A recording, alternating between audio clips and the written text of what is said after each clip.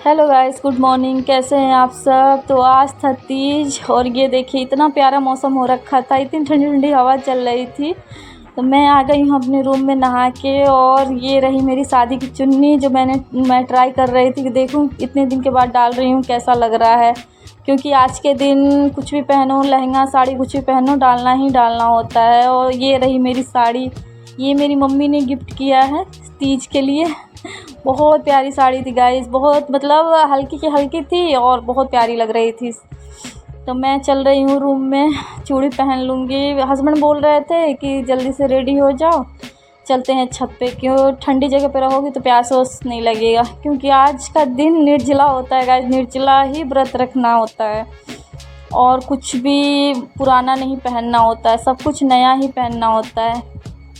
तो मैं यहाँ फटाफट रेडी हो जाऊँगी क्योंकि मुझे जाना था छत पे। रेडी वेडी होके चली जाऊँगी छत पे, तब तक नीचे मम्मी पूजा की तैयारी कर लेंगी। मैं आ गई हूँ छत पे और मैं अपने हस्बैंड पूछी कैसी लग रही हूँ, उन्होंने बोला बहुत प्यारी लग रही हो।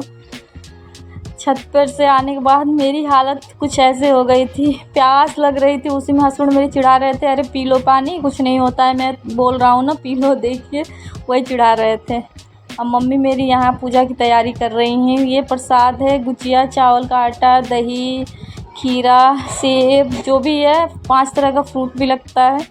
तो मैं यहाँ चुन्नी डाल ली हूँ और अपना सिंदूरा ले लूँगी। इसी से सिंदूर लगता है गाइस, जो शादी में इसी से सिंदूर लगता है। तो मैंने घर में कुछ भी देख रहे हैं, चारों तरफ कपड़ा वपड़ा सब कुछ फैला रखा है। आज कुछ भी मैंने सेट नहीं किया था, जो जहाँ पड़ा हुआ था वैसे ही पड़ा हुआ था।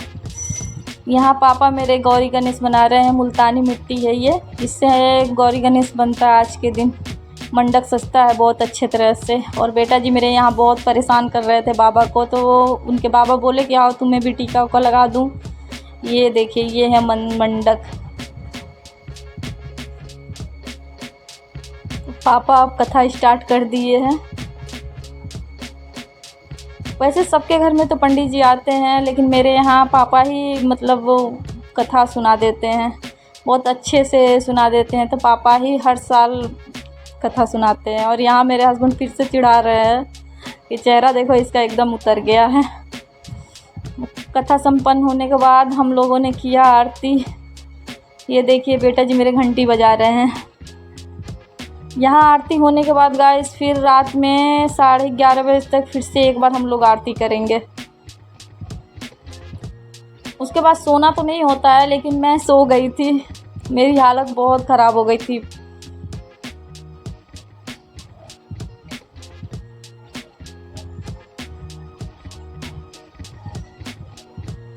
तो ये रात में 11:30 बजे हम दोनों फिर से आरती किए, हम और मम्मी। ये देखिए मैं आरती पढ़ रही थी और मम्मी आरती कर रही थी।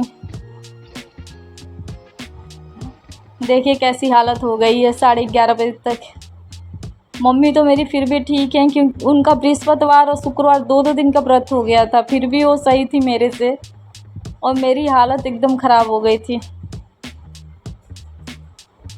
तो यहाँ फटाफट हम लोग आरती करने के बाद मम्मी तो यहीं सो जाती हैं, लेकिन मैं अपने रूम में चली जाती हूँ। मम्मी कहती हैं कि छोड़ के नहीं जाया जाता है। फिर आरती करने के बाद मैंने मम्मी का पैर छुआ, अपने हस्बैंड का भी पैर छुआ और पापा का भी। पापा तो सो रहे थे, लेकिन जा कर के मैंने पैर छू लिया, क्योंकि सबका पैर छुआ जाता। और ये सुबह में 4 बजे मैं रेडी हो रही थी सुबह के पूजा के लिए। तो यहाँ सुबह में हम लोगों ने पूजा किया, और ये छुआ जाता है गाइस, मतलब अनाज जो भी है सब कुछ छू कर और व्रत अपना तोड़ा जाता है।